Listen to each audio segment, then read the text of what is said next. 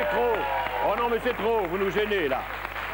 C'est trop, vous pouvez en faire plus, merci. Eh oui, c'est beau, c'est beau. Bonsoir madame, bonsoir mademoiselle. Bonsoir monsieur. Ah, ça j'étais sûr que vous alliez le dire, ça c'est drôle. Oh bah dites donc. Oh, c'est un sens, elle l'a dit. Eh oui. Oh, dites donc, merci d'être avec nous sur France 3. Nous allons passer à la télévision. Je passe à la télévision. C'est pas beau la vie? Ils applaudissent déjà, ils sont magnifiques.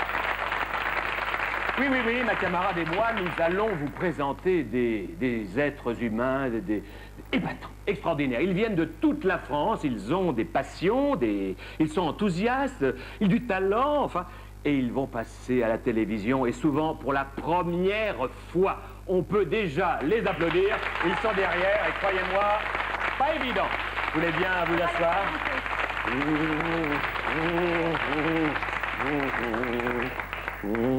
Allez, asseyez-vous, Georges. Vous en faites un peu trop, à mon avis. Non, j'en fais pas trop, je fais juste ce qu'il faut. Ça va bien. Alors, je vais essayer de vous faire trouver la passion, puisqu'il faut avoir une passion pour venir ici, forcément, hein, pour vous parler, il faut avoir de la passion. Alors, quel est l'animal, la passion, enfin, la jeune personne qui est là a une passion, le jeune homme est là avec un animal, et cet animal est rond, donc c'est un... C'est une devinette, là. Oui, bah c'est ça, oui. C'est une devinette. Alors c'est un... Je voudrais encore un indice, hein, là, parce que... Bon, il est rond, et il porte sa maison sur le dos. Alors ça, c'est une caravane. Bien, parlez-nous donc de notre invité de ce soir, s'il vous plaît, ma petite Valérie. Alors, notre invité de ce soir n'a pas la passion des caravanes. Ah, des caravanes, non. Il a la passion des tortues. Mais oui. Et alors, il va nous en parler. Oui. Je vais aller le chercher derrière. Oui. Il s'appelle Bernard Deveau. Bernard Deveau. Oh. Bonsoir. Avec deux, oh, trois, il y en a trois tortues. Asseyez-vous, mon petit Bernard. Comment ça va, Bernard Deveau? C'est très bien, merci. Ça va bien, il a l'air détendu, heureux. Oui. Je passe à la télé. Vous passez à la télé. Vous vous rendez compte que vous passez à la télévision? Avec les tortues, oui. Et avec vos tortues. Alors, vous nous expliquerez tout à l'heure pourquoi. Alors, je peux poser une question, Georges? Déjà, oui. Oui, je voudrais demander, c'est le papa, la maman et la tortue? C'est la femelle et le mâle, mais ça n'est pas le petit. C'est pas... D'accord. Alors, bien sûr, je vais vous expliquer un peu comment ça va se passer. Votre temps est compté. Et oui, parce que vous avez en tout 5 minutes pour vous convaincre, mesdames, messieurs, ou pour convaincre le public nombreux qui est sur le plateau. On peut l'entendre. C'est-à-dire que on peut voir, n'est-ce pas Valérie, apparaître le chrono qui nous indique le temps. Le temps s'affichera à droite de l'écran. À droite. Donc à droite, vous verrez, voilà, bah, on le voit. Alors, pour l'instant, il est parti, mais on repartira tous les deux ensemble. J'explique un peu, c'est normal. Hein. Alors, le public a son mot à dire, bien sûr. Bah, si jamais le public, si vous voulez, a compris le problème, a compris le message, ou pense que, je sais pas, que vous manquez de conviction, de charme, et en tout cas, il veut voir le prochain invité, qu'est-ce que fait le public? Il appuie sur un bouton. Et quand le pourcentage passe sous la barre des 50%... Et le fameux pourcentage s'affichera à gauche là, de votre écran. Vous le voyez le pourcentage là. Et quand ça passe sous les 50%, c'est une surprise. Alors on va remettre, vous voulez bien s'il vous plaît en régie remettre le compteur à 0. C'est fait. Top! C'est parti et on va ensemble commencer à parler pourquoi vous êtes venu ici aujourd'hui avec vos tortues. Voilà une belle question, je trouve. Ah, bah absolument. Alors, mon grand... Les tortues, ces tortues françaises s'appellent les tortues d'Hermann. D'Hermann. Elles ont été nommées comme ça il y a 200 ans par un monsieur Jean Hermann. Oui. Et elles ne vivent plus que dans le sud de la France, dans une région très très petite, entre Toulon et Saint-Raphaël à peu près. Hein. Oui. Et elles sont en voie de disparition. Donc je me suis passionné pour ces animaux depuis plusieurs années, depuis une douzaine d'années, et j'ai essayé de les sauver. Et c'est ça l'idée directrice. Je pense que vous avez en face de vous le plus vieil animal de France. Il a 250 millions d'années. 250 Ses ancêtres, évidemment. Ah bon, pas lui. Oui. Non, légèrement moins quand même. Mais elle est un peu ridée quand même. Hein. Ce sont les animaux qui vivent le plus vieux, puisqu'ils vivent jusqu'à 100 ans. Et c'est une sorte de fossile vivant, à mon avis. C'est un petit peu notre mémoire, c'est un peu notre passé qu'on a sous les yeux. Donc c'est un animal qui mérite d'être sauvé. Il y en a une qui a fait ses besoins. Oui, un petit peu. Bon, c'est agréable de parler de ça, on ne l'avait pas vu.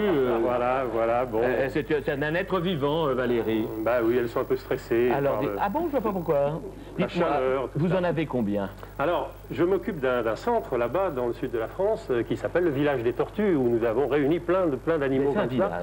C'est pour les préserver, c'est une association qui s'occupe de les préserver. On en a 2500 actuellement, qui nous sont rapportés par le public, on les met en élevage et on obtient les petites tortues que vous voyez là, qui ont 2 ans seulement, celles-ci, et qui pèsent 10 grammes. Alors, je montre les tortues de face. Bon, tout le monde connaît un peu la tortue. Hein. Alors, elle a un nom scientifique, sûrement, cette tortue. Oui, Testudo hermanni, tortue d'Hermann. Vaut mieux l'appeler tortue, carrément, alors, parce que... Tortue d'Hermann, c'est son nom, tortue d'Hermann. Alors, comment ça vous est venu, cette passion de la tortue? C'est un petit peu comme toute chose dans la vie, un peu le hasard, un peu les rencontres. J'ai rencontré un Anglais, David Stubbs, qui avait étudié ces animaux-là, et nous avons fait une association, et maintenant je m'en occupe à plein temps, et j'essaie vraiment, je suis passionné par cet animal, parce que je pense que il est vraiment à la fois fragile, très résistant par sa carapace, mais très menacé à notre époque. Dans le monde entier, les tortues sont exploitées, sont massacrées, sont mangées. On les tue, oui, on les tue pour leur foie, pour leurs œufs, etc. Si, celle-ci était encore mangée avant le siècle... Mais on les mangeait en France? On les mangeait dans le sud de la France, dans les couvents, par exemple, le vendredi. Il y avait des élevages de tortues pour les manger le vendredi, parce que c'était... À la place du poisson? Voilà, c'était considéré comme ni chair ni poisson, comme les grenouilles, comme le poisson, et comme les grenouilles et comme les tortues, vous voyez, ou comme la loutre également. La loutre également, oui. Alors maintenant c'est fini, heureusement, c'est un animal qui souffre surtout des incendies, qui souffre de l'urbanisation. Bien sûr, les routes, les voitures, voilà. etc. Et puis aussi d'un phénomène qui est très grave et que je voudrais expliquer aujourd'hui, c'est le ramassage. Alors racontez ça. Voilà. Quand les gens viennent en Provence l'été, ils se promènent dans la garrigue et il leur arrive de voir une tortue. Et ils ne savent pas que c'est un animal protégé, puisqu'il y a des lois françaises qui interdisent de le ramasser. Ils l'emportent chez eux, mais une tortue à Paris ou à Lille ou en Belgique, ça n'est pas son milieu, elle n'a pas la chaleur qu'il lui faut. Il faut vraiment de la chaleur. Quelle température? La tortue, évidemment, est un reptile qui a besoin, qui est dépendant de la température extérieure. Donc il faut absolument qu'elle vive en France, si vous voulez, en dessous d'une ligne Toulouse-Valence à peu près. Sinon, sinon c'est pas bien. Sinon, au-dessus, elle peut survivre. L'animal survit, mais il ne peut pas se reproduire. Pour se reproduire, pour obtenir des petites tortues comme ça, il faut une certaine température pour l'incubation des œufs, vous voyez, pendant l'été. D'accord. Donc, ça n'est possible que dans le sud de la France. Alors, si vous l'emportez à Paris ou ailleurs, elle ne sera pas heureuse. Et ce que je veux expliquer, c'est que c'est un animal... Pour moi, c'est un animal sauvage, ce n'est pas un animal domestique. Absolument, il faut le laisser en liberté. Il faut le laisser en Provence quand on le voit, il faut le regarder, mais le laisser. Et la laisser repartir ou le laisser repartir. Absolument, je crois que c'est un... Alors, vous avez un hôpital, c'est un hôpital? Oui, on a un hôpital, voilà, par exemple.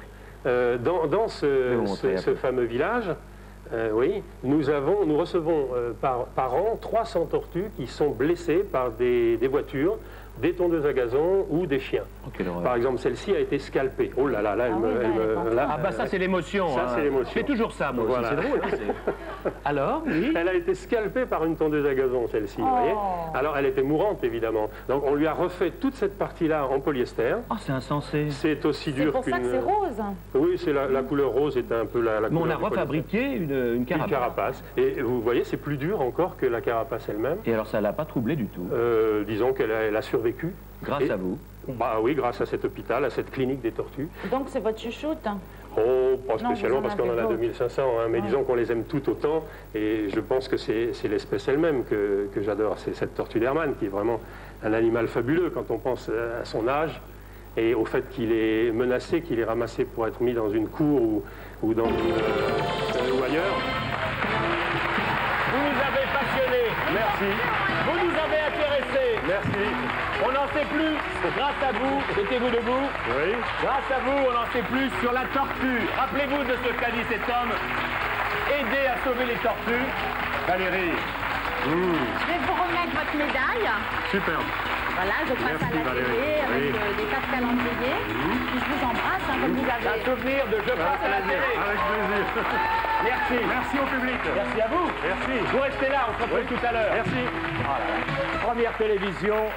Eh bien, on a bien compris le problème. Hein. On a bien compris le problème de la tortue. C'était vraiment passionnant. Ah, c'est passionnant. J'ai été passionné. Eh bien, regardez ce qui nous reste. Oui, on va pas non plus... Et figurez-vous que je ne savais pas que pour se reproduire, il fallait être plutôt sous la Loire. Hein. Oui, enfin des tortues. Oui, j'ai bien compris. On parlait pas des caravanes, on parlait des tortues. Est-ce que, Valérie, est-ce que vous êtes capable, Valérie, est-ce que vous pourriez, si vous voulez, à la limite, m'imiter? Ah non, Georges, non. Vous êtes inimitable, franchement. Non, si, vous pourriez m'imiter, essayez. Non, Georges, je peux pas vous imiter. Si, essayez de m'imiter. Non, je n'y arriverai pas. Franchement? Non, franchement. J'ai pas assez de bagou, j'arrive pas à parler aussi longtemps que vous. Il y en a qui applaudissent? Oui. Sympathique. Alors, mesdames, mesdemoiselles, messieurs, je vais vous présenter maintenant une future artiste. Elle est déjà artiste. Je vais me lever, je préviens le cadreur. Parce que quand je me lève, ça impressionne toujours tout le monde. Elle va peut-être vous imiter. Elle n'a que 10 ans.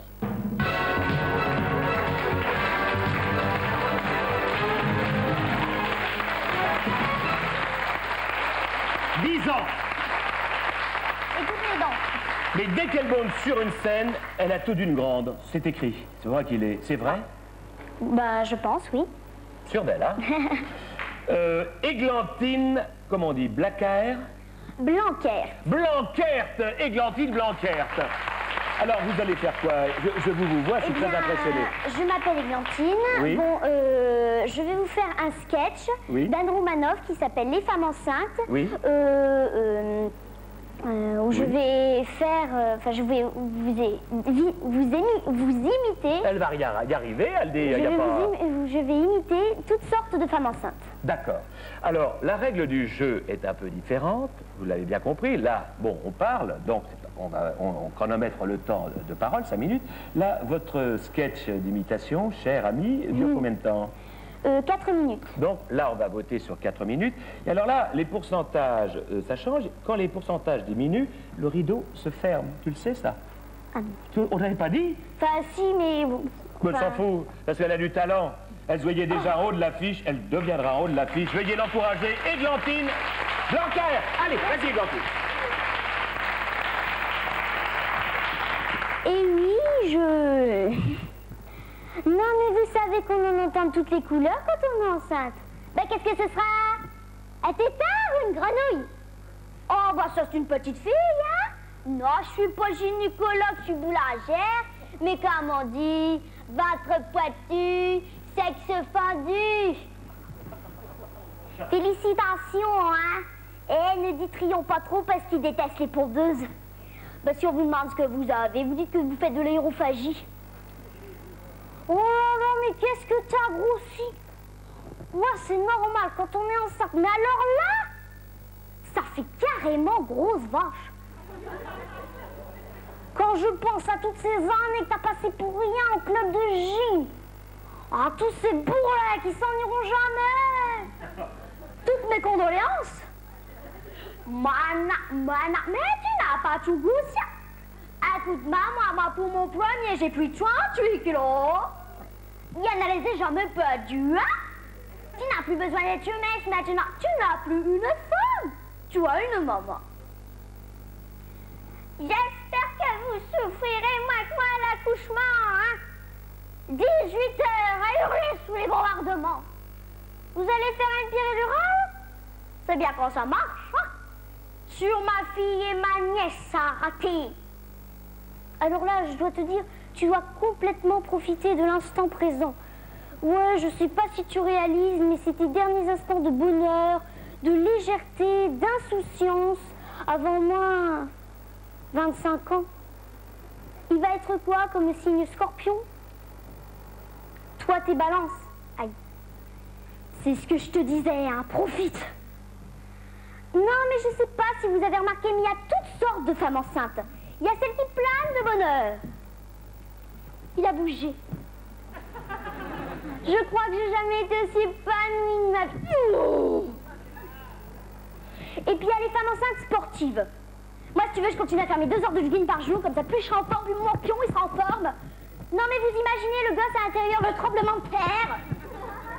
Et puis il y a les femmes enceintes coquettes. Je suis enceinte de 8 mois.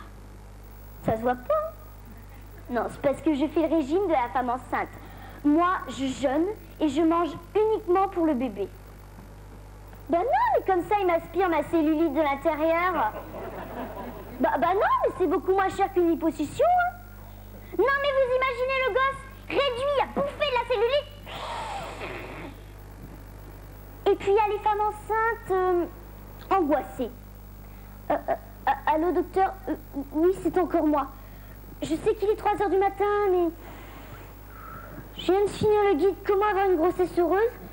Et j'ai lu que normalement au 4e mois, on avait des nausées, des varices et des évanouissements.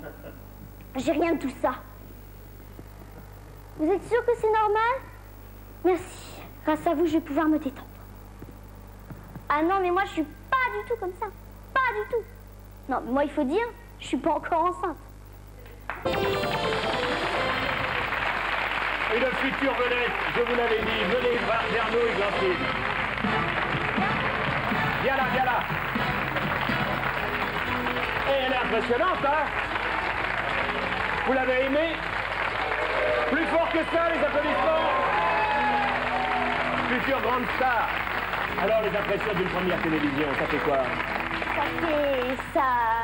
Ça m'émeut. Ça t'émeut? Oui. Et quel effet ça fait, toutes ces caméras, ces gens, tout ça? Non, pas trop impressionné, hein? Non, pas trop. Elle est formidable. Alors, merci. un souvenir de ce passage mémorable. Tiens. À Je passe à la télé par la grande star Oh, Valérie c'est Mérès. C'est gentil. une médaille. Elle est lourde. Ah oui, elle est lourde, hein, Elle est lourde, hein? Ouh, elle va faire son chemin, celle-là. Vous vous rappellerez de cette émission? Bien sûr, toujours. Toujours, c'est sa première télévision. Alors, Ne la mets pas en pins, hein? Non, bah, elle va tomber avec dessus. Alors, vous voulez assister, bien sûr, à l'émission, ou alors vous voulez être sur scène, ou vous voulez être là à côté de nous pour parler, et passer à la télévision, c'est pas difficile, franchement, c'est simple, hein. Vous faites au téléphone le 36 68 21 20, ou alors, si vous avez un Minitel, vous avez un Minitel, vous composez le 36 15, code France 3. Voilà, c'est dit, c'est fait. Je t'embrasse, on se voit tout à l'heure. On peut encore embrasser ces jeunes femmes avec plaisir, ces jeunes enfants. À tout à l'heure. Eh bien, dites donc, 2 je passe à la télé et 2 je réussis. C'est pas beau la vie? Oh là là. Valérie, je vais vous poser une question directe sur moi, parce que c'est vrai que je m'intéresse assez. Qu'est-ce que vous pensez de mon look? Comment? Qu'est-ce que vous pensez de mon look? Votre look. Mon look? Oui. Oui. Est-ce que vous pouvez vous mettre debout? Oui, je peux me mettre debout. Qu'est-ce que vous pensez de mon look? Merci, merci. Qu'est-ce que vous pensez de mon look, alors? Je peux vous le dire franchement? Franchement, allez-y, allez-y. Franchement. Ne me faites Ouais. pas peur, ne me faites pas mal. Vous pouvez me faire souffrir, allez-y. Qu'est-ce que vous pensez de mon look? J'aime bien. Vous êtes sûr? Oui, oui, j'aime bien. Hier, j'en parlais avec des copines, on aime bien. On aime bien mon look? Ouais. Est-ce qu'on aime bien mon look? Bah, c'est pas mal, parce que si elle avait dit non, ça m'aurait arrangé, voyez, figurez-vous. Parce qu'il y a une dame là, qui est derrière, figurez-vous, dont la passion, dont le problème, enfin, la passion de sa vie, La vie, c'est quoi. de changer le look des gens. Elle s'appelle Simone Dayancourt. La voici, la voilà. Oh là, Simone. Je craque déjà. Simone Dayancourt, vous passez à la télévision, je passe à la télévision. Déjà, le look est bien, là, il n'y a rien à dire. Alors, on est détendu, vous connaissez la règle. Oui, je 5 connais. minutes pour séduire. Attention, on y va. Nous y allons. C'est parti. C'est parti.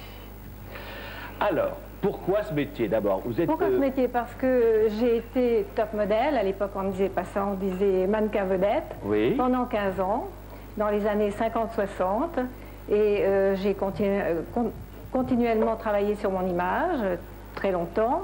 Ensuite, j'ai eu une agence de mannequins où j'ai formé des top modèles. Et tout le monde pense que les top modèles naissent comme ça, superbes, très belles. Et je connais des agences importantes qui ont laissé passer des top modèles qui sont devenues vraiment très, très importantes. Donc, ce que je voudrais dire aux femmes et aux hommes, c'est que tout le monde peut s'améliorer et que la beauté n'est pas toujours acquise et innée et qu'il faut... On peut la travailler. On peut la travailler. Alors, on commence par quoi? On commence par le physique, c'est-à-dire la gymnastique. Bien sûr. Ou alors, est-ce que simplement des vêtements, la coupe de cheveux? Vous occupez de quoi, en gros? On commence par le look visuel, si vous voulez. Donc, ça comprend le maquillage, la coiffure. Vous faites venir, par exemple, une fille? Je ne la fais pas venir. Maintenant, ce bien. sont les femmes qui viennent ou des hommes qui viennent me voir et qui se sentent mal dans leur peau, de toute évidence, Voilà. qui ne sont pas à l'aise avec leur image. Il y a un décalage entre leur personnalité profonde et leur image, l'image mentale qu'ils ont d'eux-mêmes. Hein, ça, c'est très important. Donc, vous travaillez avec Donc, eux? je travaille avec eux sur cette image qui est extérieure. Et j'ai remarqué que c'est quelque chose qui est très très important parce que... Parce que... Mais dites-moi tout, pourquoi? À bientôt, vous nous raconterez la suite. Merci.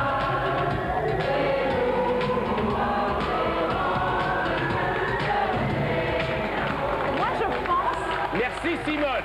Oh bah c'était bien, moi. Hein, c'était bien. Elle reviendra un jour ou l'autre, elle nous parlera de son look. Elle va changer de look peut-être pour nous surprendre. Ah, alors, notre prochain invité, il est là, il est pas loin. Alors, C'est un couple. c'est donc nos produits. Ah oui, ça je ne savais pas. Ils se sont déjà reproduits. Alors, je vais vous poser une question. Vous Encore? Oui, s'il vous plaît. Oui. Donnez-moi un moyen de locomotion, s'il vous plaît, Valérie. Une locomotive? Oui, effectivement, une locomotive est un moyen de... locomotion. De locomotion. Un autre moyen de locomotion? Un wagon derrière la locomotive. Oui, c'est très bien, oui. Oui. Il n'y en a pas un autre qui vous vient un peu plus simple? Ah, le Oui. TGV. Oui, alors vous pensez qu'au train, vous, hein? Mais j'aime bien les trains. Oui, on avait cru le comprendre. Alors, présentez-nous donc ce duo avec un moyen de locomotion pas ordinaire, Alors, oui. qui veut passer à la télévision. Allons-y. Alors, figurez-vous que c'est un couple. Oui, Il y en a un qui adorait traîner au lit oui. et l'autre qui adorait pédaler. Oui. Et ben, vous allez voir, ils pédalent ensemble et ils s'appellent Bernard et Françoise Magnoulou. Eh ben, Magnoulou, François et Françoise. Magnifique, où ils sont? Oh, ils sont là tous les deux. Oh, que c'est bien, ça. Oh, c'est incroyable. Alors, on a un fauteuil pour deux. Ils vont se mettre chacun dessus, je suppose. C'est prévu. Ah, vous restez là, vous, madame? Ah, c'est un peu machiste. C'est ça. monsieur qu'on a mis sur le fauteuil. Oui, mais je suis sur un autre fauteuil. C'est parce que le vélo est couché qui m'emmène. Ah, c'est pour ça, hein. Alors, parlez-nous. Pourquoi vous êtes venu parler à la télé? Vous voulez parler de quoi? Ah, c'est nous- quoi ça? C'est le rétro? C'est le rétroviseur, oui. Ah, ça, c'est ça se magnifique. trouve dans n'importe quelle Ah, boutique. c'est incroyable. Bon, On va d'abord dire Oui. que c'est parti. Oui, pardon. pardon. Attention. 5, 4, 3, 2, 1, c'est parti. Excusez-moi, j'allais l'oublier. Oui.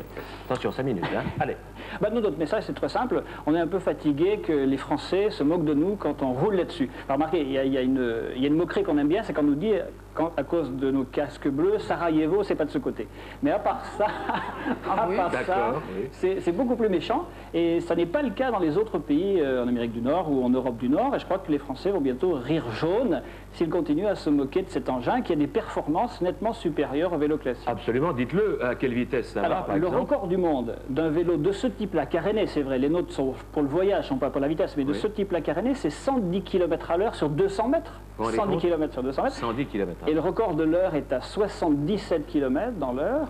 Alors ça s'explique très bien par un meilleur aérodynamisme, par le fait qu'on a le dos contre un dossier, donc on a un point d'appui, toutes les forces qu'on peut développer partent directement dans les pédales, il n'y a pas de déperdition. Et donc ça se développe à allure grand V aux États-Unis, en Amérique du Nord, en Europe du Nord également. Les Hollandais sont déjà 2000 en avoir. En France, on est une vingtaine, une petite vingtaine. Alors pourquoi? Parce que les Français n'adhèrent pas, ne Alors, comprennent pas. Vous avez parlé de machisme tout à l'heure. Oui, c'est un C'est peu vrai ça. que ça répond mal à l'idée qu'on se fait du sportif en train de souffrir et en train de peiner dans son C'est la effort. position. Voilà. C'est pour ça qu'on se moque de nous. En fait, c'est une mauvaise idée. Puis il faut savoir que le milieu du cyclisme en France est très conservateur. Oui. D'autre part, on est totalement à la remorque de la compétition. Or, ce vélo est interdit en compétition depuis 1934, justement Pourquoi non? parce qu'il allait trop vite. Parce qu'il va trop vite. Je résume. Mais c'est vrai qu'en 1933, l'inventeur français du vélo couché, M. Mochet, a battu le record du monde de l'heure, je ne sais plus les chiffres, mais il l'a battu avec un cycliste amateur. Alors vous imaginez les C'est professionnels. incroyable. enfin, Alors vous avez été très loin avec ces vélos. voilà, alors nous avons découvert sur le tard, après avoir beaucoup roulé à vélo, mais donc avec ces vélos-là, nous sommes montés au Cap Nord en plein hiver, par moins 30 sur la glace et sur la neige. Plus récemment, nous avons traversé le Labrador, c'est-à-dire la partie orientale du Canada, et tout ça sur de très mauvaises pistes, dans de très très mauvaises conditions, avec Mais bien les couvert, ours, bien couvert. bien couverts. Mais nous avions également des demi-carénages transparents qui nous protègent du vent, et il y a plein de choses comme ça. Et ben voilà, ils en savent assez. Qu'est-ce que vous voulez dire? Lui, il part à fauteuil. Au revoir. Merci, vous reviendrez.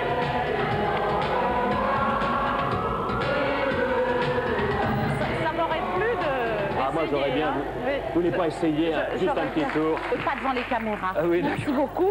Merci je beaucoup. essaierai une Merci autre madame. fois. Merci beaucoup. On a appris une chose formidable.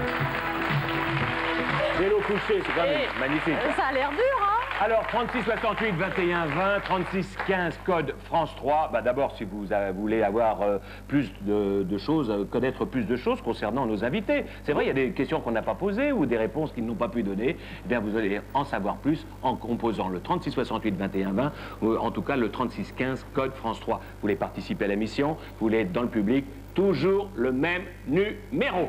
Pas difficile la vie. Alors, maintenant, qu'est-ce que... Ah oui, ça c'est écrit, mais c'est très bien. Qu'est-ce qui rime avec amour? Toujours. Toujours, très bien. Qu'est-ce qui rime avec toujours? Lourd. Très bien, alors on va enchaîner tout de suite. Il aimait la nature, il aimait le tambour. Pour pouvoir concilier les deux, il est devenu garde champêtre. Voici Monsieur Claude Lebert. Je vais te chercher.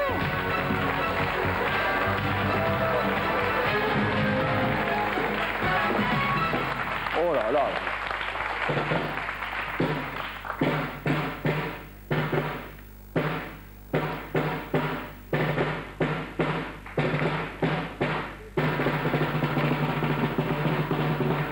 Oh là là là là, quelle entrée! Asseyez-vous, monsieur le garde champêtre. Ah, il a des sabots, c'est magnifique, le costume est magnifique. Asseyez-vous. On va vite passer le top. Ah, il faut enlever le tambour, c'est dommage, c'est tellement beau. Asseyez-vous, qu'on puisse dire top, vous avez 5 minutes pour nous convaincre, vous connaissez le truc. Oui. Il est beau le chapeau. Attention, top, c'est parti. Alors pourquoi vous voulez passer à la télé, monsieur? Eh bien, pour présenter mon personnage, oui. C'est-à-dire depuis que je suis en retraite, enfin, ces dernières années tout du moins, j'essaie de faire revivre le garde champêtre, mais surtout le tambour de ville, parce que tous les gardes champêtres n'étaient pas tambours de ville. Quelle est la différence? Eh bien, le garde champêtre, c'était l'officier, autrefois, l'officier de police judiciaire. Aujourd'hui, c'est monsieur le maire qui est officier de police judiciaire. Et le tambour de ville, c'était uniquement pour ameuter la population, comme on disait autrefois dans nos campagnes, et pour faire passer les avis municipaux, pour rappeler les arrêtés préfectoraux, enfin, et puis surtout aussi la surveillance des champs. Parce qu'on commence à parler du garde champêtre en 1709, ça parle tout seul, c'est une expression qui parle toute seule, garde champêtre, hein, n'est-ce pas? Bien sûr, tout à fait. On garde les champs, quoi. Voilà, c'est ça, oui, alors on les appelait les messiers. Les messiers. Les messiers, les messis, messis de moisson, vous voyez, enfin, déjà à cette époque, on commence dans nos encyclopédies, les très anciennes encyclopédies, peut-être pas celles d'aujourd'hui. On a vraiment légiféré sur la fonction du garde champêtre en 1791, à l'époque de l'Assemblée constituante. Le législateur a donc décidé qu'il y aurait des gardes champêtres à travers toute la France et la Navarre. Ah bah oui, alors j'avais tellement de questions à lui poser. Vous reviendrez, mais vous reviendrez. Au revoir, ami.